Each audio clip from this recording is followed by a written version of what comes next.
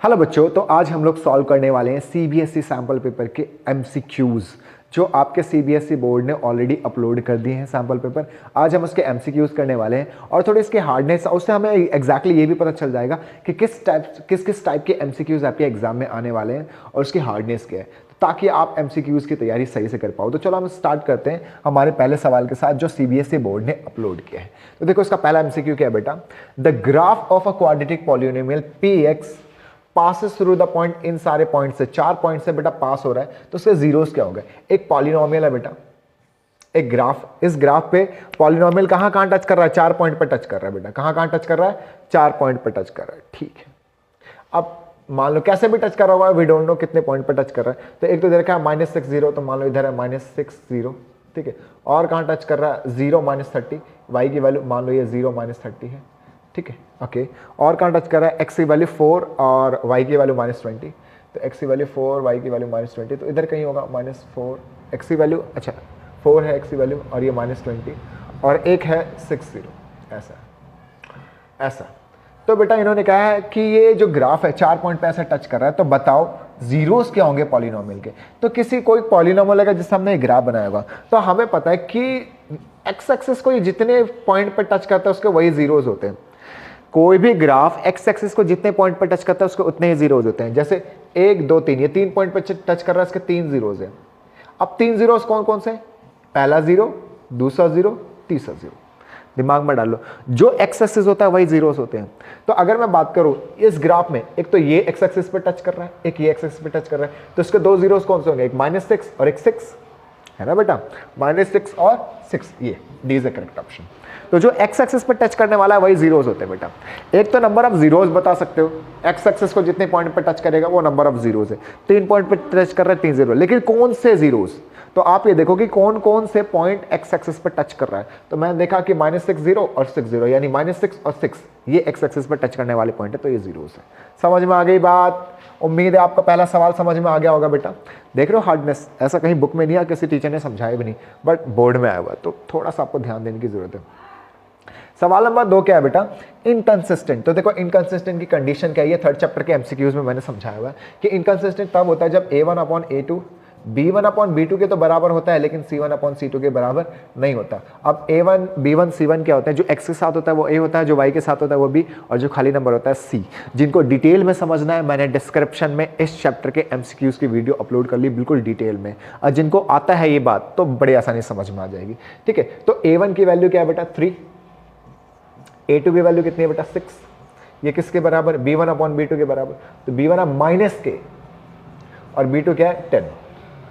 c1 c2 मतलब कि ये बराबर नहीं है, सीधा यही सॉल्व कर दो, ये इससे मल्टीप्लाई, ये इससे मल्टीप्लाई, तो कितना आ जाएगा 3 × 10 इज टू -k × 6, ये 6 इधर आके डिवाइड, तो 3 × 10/6 इज टू -k, 3 2 6, 2 से इसको काटेंगे 5 और ये माइनस इधर आ जाएगा तो इसके साथ लग जाएगा। तो k की वैल्यू कितनी आ गई बेटा -5, k की वैल्यू कितनी आ गई -5, this is the value of p। सवाल नंबर 3 पढ़ते हैं, which of the following statement is not true. इनमें से कौन सा स्टेटमेंट सही नहीं है, यानी गलत है, ये बताना। कैन बी ट्रू, ये गलत लग रही है बात बेटा, तो D is the correct option, ठीक है, इट्स नॉट ट्रू। चौथा ऑप्शन क्या बेटा, if nth term of an AP, ये nth टर्म है यानी an है, nth टर्म का क्या मतलब होता है बेटा an की वैल्यू 7n-4 दे रखी है। The common difference of AP का कॉमन डिफरेंस बताना, तो AP का कॉमन डिफरेंस D बताने के लिए आपको A2 - A1 निकालना पड़ेगा, यानी A2 और A1। A2 का क्या मतलब है, n की जगह पे 2 ले लो, ठीक है, n की जगह पे 2 ले लो, A2 आ जाएगा, तो 7 दूनी 14 में से 4 गए, 7 दूनी 14 में से 4 गए, 10 बचा।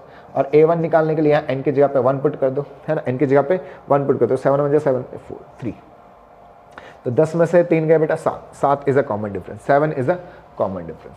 क्या ये बात क्लियर है, कॉमन डिफरेंस होता है A2 - A1, मैंने A2 निकाला n की जगह पे 2 पुट करके, A1 निकाला n की जगह 1 पुट करके, A2 और A1 आ गए, D निकल गए। बहुत बेसिक सा सवाल था। उम्मीद है ये चारों एमसीक्यूज आपको समझ में आ गए होंगे। ये सीबीएसई के एमसीक्यूज है बेटा, जो सीबीएसई ने अपलोड किया है पेपर, मैं उसके एमसीक्यूज करवा रहा हूं, आई होप आपको समझ में आ रहे होंगे। चलो अगला सवाल देखो, the radius of the base of a triangle, right circular कोन, ठीक है, एक राइट सर्कुलर कोन है, इसका बेस का रेडियस हमें दे रखा है कितना भाई, क्या कर रहा है, if the radius of the base of a right circular cone and the radius of the sphere are each 5 centimetre, और एक स्फेयर है उसका भी रेडियस 5 है, तो ठीक है, रेडियस इज 5 सेंटीमीटर, ठीक है। If the volume of the cone is equal to the volume of sphere then the height of the cone, ठीक है। वॉल्यूम ऑफ द कोन क्या होता है, वॉल्यूम ऑफ कोन होता है 1/3 पाई आर स्क्वायर। क्या रखा है, ये वाला वॉल्यूम और स्फीयर का वॉल्यूम जो कि होता है 4/3 पाई आर क्यूब, ये बराबर है। अच्छा ठीक है, और रेडियस दे रखा है, दोनों 5-5 है, यानी रेडियस इक्वल है, ठीक है। तो बेटा नीचे वाले 3 से 3 गया, पाई से पाई गया। और रेडियस अगर इक्वल है तो आर स्क्वायर से आर क्यूब अगर काटूंगा मैं, आर क्यूब का मतलब 3 बार आर है, तो 2 बार आर तो यहाँ से कट जाएगा, यहाँ 2 आ रहा है, यहाँ 3 आर है, तो 2 आर तो यहाँ से कट जाएगा, तो यहाँ बचेगा h और यहाँ बचेगा 1 आर और साथ में ये 4, तो 4 आर, तो 4 इंटू आर की वैल्यू 5, तो ये कितना आ जाएगा 20। तो हाइट कितनी आ जाएगी बेटा 20 सेंटीमीटर। सवाल में बहुत बेसिक सी बात लिखी थी, कोन का वॉल्यूम और स्फीयर का वॉल्यूम सेम है तो हाइट बताओ, ठीक, आसान सी बात थी। इस सवाल को मैंने अपने एमसीक्यू के वीडियो में भी करवा रखा है, उम्मीद है आपको समझ में आ गया होगा। जिन्होंने नहीं देखा देखा जाओ भाई, सारे चैप्टर के एमसीक्यूज है। तो देखो क्या लिखा है सवाल में, तो इस सवाल में आपको 4 साइन एंड कॉस, जब भी आपको साइन कॉस दिखा और 10 दे रखा है, दिमाग में डालो कि साइन कॉस अगर सवाल में दे रखा और 10 गिवन हो और साइन कॉस हो क्वेश्चन में, तो आपको क्या करना है, कॉस से डिवाइड करना है। तो अगर मैं सबको कॉस से डिवाइड कर दूं, अच्छा कॉस से डिवाइड क्योंकि मैं 10 के फॉर्म में कन्वर्ट करना चाह रहा हूँ, मुझे 10 गिवन है तो मैं इसको 10 के फॉर्म में कन्वर्ट करूंगा। 10 के फॉर्म में कन्वर्ट करने के लिए कॉस से divide, because sine upon cos 10 होता है, तो आ जाएगा 4 साइन अपॉन कॉस, मैं कॉस से इसको डिवाइड करूंगा तो साइन अपॉन कॉस 10 हो जाएगा, और ये कॉस से कॉस कैंसिल हो जाएगा, 1 आ जाएगा, इधर साइन अपॉन कॉस 10 हो जाएगा, और ये कॉस से कॉस कैंसिल हो जाएगा 1। तो 4 टाइम्स ऑफ 10 की वैल्यू बेटा 5/2, तो 5/2 प्लस 1 एंड 4 टाइम्स ऑफ 5/2 -1, तो ये कितना आ जाएगा, ये से कैंसिल, 10 में से 1 गए 11, और ये इससे कैंसिल, 10 में से 1 गए 9, 11/9 कहाँ दिख रहा है बेटा 11/9। उम्मीद है आपको ये बात समझ में आ गई होगी। सवाल नंबर 6 था ये, बहुत आसान सा सवाल। नेक्स्ट एमसीक्यू करते हैं बेटा, क्वेश्चन नंबर 7। इस सवाल में आपको ये कंप्लीट एंगल यहां से यहां तक आपको कितना दे रखा है बेटा 110 डिग्री। क्या आपको ये बात पता है कि ये रेडियस है, अगर ये रेडियस है तो यहां से लेकर यहां तक का एंगल जो है वो 90 है। अगर ये 90 और ये पूरा 110 है, इसका मतलब ये वाला एंगल जो अंदर वाला है ये 20 डिग्री है।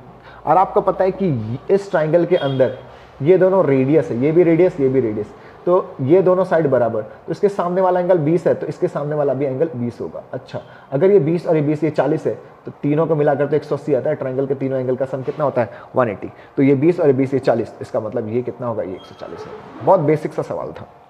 देखो क्या, फिर से सुनो, ये पूरा यहां तक 110 है और ये अगर रेडियस है तो ये रेडियस इसके साथ 90 डिग्री एंगल बना रहा है, तो इसका मतलब ये 20 तो ये भी 20, क्योंकि साइड बराबर तो एंगल बराबर, ये दोनों 20 तो ये दोनों मिलाकर 40 हो गया, तीनों एंगल को जोड़ के 180 आता तो 140।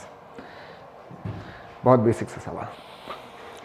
एक क्वाड्रेटिक इक्वेशन दे रखी है जिसके जीरोस ये दे रखे हैं, हमें इक्वेशन फाइंड करनी है, क्वाड्रेटिक पॉलिनोमियल फाइंड करनी है बेटा। ये जीरोस है तो पहले आप सम ऑफ जीरोस निकालो, यानी alpha plus beta, alpha plus beta निकालोगे तो एक माइनस में एक प्लस में तो 0 हो जाएगा। फिर निकालो अल्फा इंटू बीटा, तो अल्फा है -5/2 और ये 5/2 है ना। अल्फा ये बीटा अगर आप जोड़ दोगे तो 0 आ जाएगा, क्योंकि माइनस है प्लस है। मल्टीप्लाई करते हैं, मल्टीप्लाई करने पे सेम वाले टर्म को अगर मल्टीप्लाई करते हैं तो रूट हट जाता है, तो ये आ जाएगा -5/2, ये आ गया अल्फा इंटू बीटा। पॉलिनोमियल का फॉर्मूला क्या होता है, पॉलिनोमियल का फॉर्मूला याद होना चाहिए आपको, क्या होता है x² minus sum of zeros यानी alpha plus beta into x plus alpha into beta. अच्छा, ये तो हो गया x² minus sum of zeros, तो ये तो 0 ही हो गया भाई, और प्रोडक्ट ऑफ जीरोस है मेरा -5/2, तो ये आगे x², ये तो हटा दो, इसको तो हटा दो, ये बचा -5/2। चेक कर लो x² -5/2। चलो, ये इस तरीके से तो मुझे कहीं नहीं दिख रहा, तो अगर इस तरीके से नहीं दिख रहा हो ना तो आप इस 2 को एलसीएम लेकर उस 2 को उधर भेज दो, तो ये आ जाएगा 2x² -5 बराबर 0, 2x² -5, 2x² -5, क्या ये दिख रहा है? अच्छा, ये देखो, ये है थोड़ा अलग सा सवाल। देखो ये आंसर कैसे बेटा, अगर आप 4 से इसको मल्टीप्लाई करोगे तो 8x² और ये 20 हो जाएगा, 4 5 20। 4 से अगर मैं दोनों तरफ मल्टीप्लाई कर दूं, इसको भी 4 से मल्टीप्लाई कर दूं, इसको भी 4 से मल्टीप्लाई कर दूं, तो ये आ जाएगा 8x² -20 = 0। आप क्या करोगे, आप आंसर निकालोगे, फिर मैच करोगे, यार एक भी मैच नहीं हो रहा, क्या ही गड़बड़ है यार, पता नहीं क्या ही दे रखा है इन्होंने सवाल। तो रोने की जरूरत नहीं है, आप थोड़ा ना देखा करो कि किससे मैच होता है। देखो ये तो हो ही नहीं सकता, इसमें 3 टर्म्स है, ये हो ही नहीं सकता है 3 टर्म। अब इन दोनों में क्या है भाई, उधर देखो 2 दिख रहा है मुझे, उसका 4 गुना है, ये उधर 5 दिख रहा है, इसका 4 गुना, इसका मतलब 4 से इन्होंने मल्टीप्लाई किया और ये हमारा करेक्ट ऑप्शन है। समझ में आ गया? थोड़ा तो दिमाग लगाना पड़ेगा ना आपको। चलो देखो अगला सवाल, अगला सवाल क्या, अगला सवाल आपको ये टेबल दे रखी है इन्होंने, upper limit of median class पूछा है इन्होंने, अपर लिमिट और मीडियन। बेटा मीडियन क्लास का अपर लिमिट बताने के लिए, मीडियन क्लास का अपर लिमिट बताने के लिए हमें CF निकालना पड़ता है। हमें क्या निकालना पड़ता है? CF निकालना पड़ता है। तो CF निकालते हैं।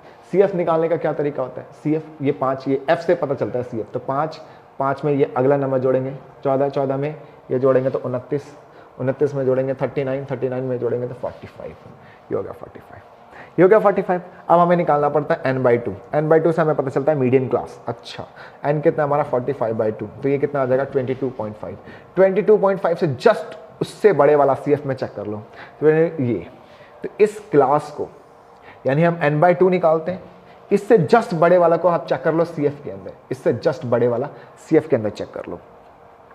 वो जो क्लास होगी वो हमारी मीडियन क्लास होती है। अब इसने बोला मीडियन क्लास की अपर लिमिट, बड़ा वाला नंबर, ये लोअर लिमिट है, ये अपर लिमिट। अच्छा, upper limit 30।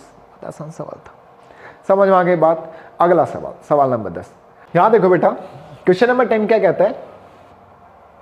O is the mid point of intersection of two chords AB and CD।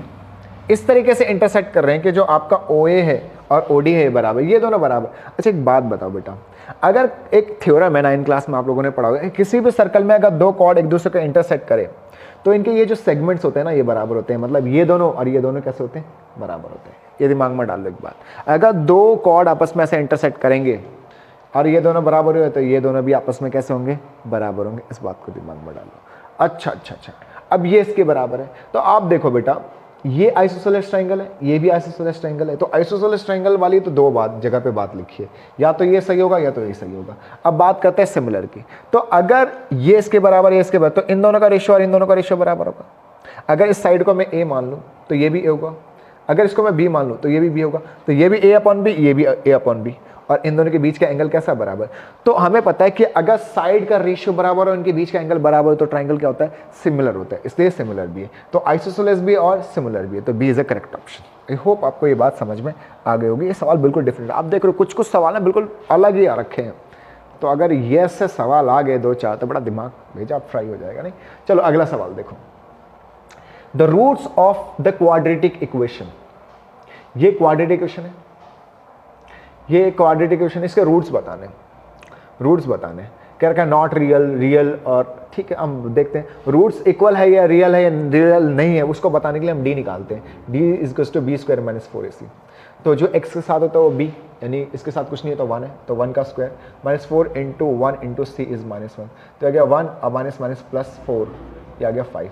तो अगर d की वैल्यू ग्रेटर देन 0 होती है बेटा, अगर d की वैल्यू ग्रेटर देन 0 होती है तो आपका पॉजिटिव रियल रूट होता है। ठीक है, रियल रूट होता है, डिफरेंट रूट होते हैं। तो रैशनल एंड डिस्टिंक्ट, ठीक है, रैशनल होगा और डिस्टिंक्ट होगा। समझ में आ गई बात। चलो अगला सवाल, if theta is 30 degree then 3 tan theta, तो 3 tan 30, tan 30 कितना होता है? tan 30 is 1/√3। तो इसको मैं लिख सकता हूँ, √3 को लिख सकता हूँ √3 × √3, तो एक √3 से एक √3 कैंसिल हो जाएगा, तो इसकी वैल्यू होगी √3। अच्छा, ये रहा ऑप्शन में, सीधा यही मैच हो गया। अगला स्टेप किया इन्होंने, C is the correct option. अगला सवाल बड़ा, question number 13, the volume of the solid sphere, volume दे रखा स्फीयर का, the total surface area of the solid hemisphere. तो टोटल सरफेस एरिया क्या होगा? देखो सुनो मेरी बात, हेमिस्फीयर का टोटल सरफेस एरिया क्या होता है? 3πr²। वॉल्यूम ऑफ स्फीयर क्या होता है? 4/3 πr³। अच्छा, ठीक है। तो यहां से ना आप वैल्यू निकाल लो बेटा, πr² की वैल्यू निकाल लो या r की वैल्यू निकाल लो। The volume of the solid hemisphere, अच्छा सॉलिड हेमिस्फीयर तो 2/3 ना, 2/3 πr³ इतना है। The total surface area of the solid hemisphere, ठीक है, निकालते हैं। उसके लिए तो आपको रेडियस पता होना चाहिए, हमें दे देगा 396/7, तो 2/3, पाई की वैल्यू 22/7 एंड r³ इसको 396/7। बेटा 7 से 7 गया, r³ की वैल्यू कितनी आ जाएगी? 396, ऊपर 3 नीचे 22 × 2, 2 से इसको काटेंगे तो कितना आ जाएगा? 2 × 2 2 9 18, 1 2 8 16 बट्टे में 22 मल्टीप्लाई में 3, 22 से इसको सीधा काटेंगे तो कितना, या 11 से काट देते हैं, 11 से काटेंगे तो कितना आएगा? 11 कम 11, 11 × 88, ये जाएगा 9 बार में, तो आ गया 9 × 3 क्यूब रूट में r³ की वैल्यू, तो यहाँ से r की वैल्यू आ जाएगी 3 सेंटीमीटर। तो अगर r की वैल्यू 3 सेंटीमीटर आ गई, आपको 3πr² निकालना है। ठीक है, तो कितना आ जाएगा 3 × 22/7 आर स्क्वायर यानी 3 3 जा 9। कितना आ गया बेटा 9 × 27, 27 × 22 बटे में 7। देख लो कौन सा आंसर मैच हो रहा है।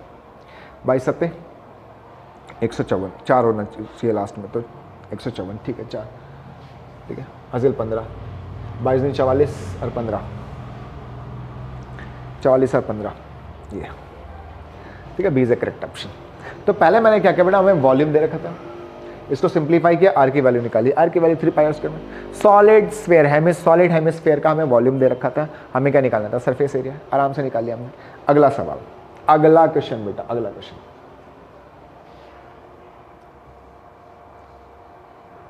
A bag contain 24 balls. 4 balls are blue, 11 green and rest are white. एक बैग के अंदर 24 है, जिसमें से 4 ब्लू है, 11 ग्रीन है और बाकी सारे वाइट हैं। तो वाइट कितने बचे होंगे, तो ये तो दोनों मिला के 15 हो गए, तो 9 बचे वाइट, ठीक है। 1 ball is drawn at random, the probability of drawn white ball निकालने की प्रोबेबिलिटी बेटा, तो 9/24, 9/24 कैंसल आउट कर दो, 3 × 9, 3 × 8 3/8, 3/8 इज द करेक्ट ऑप्शन। आसान।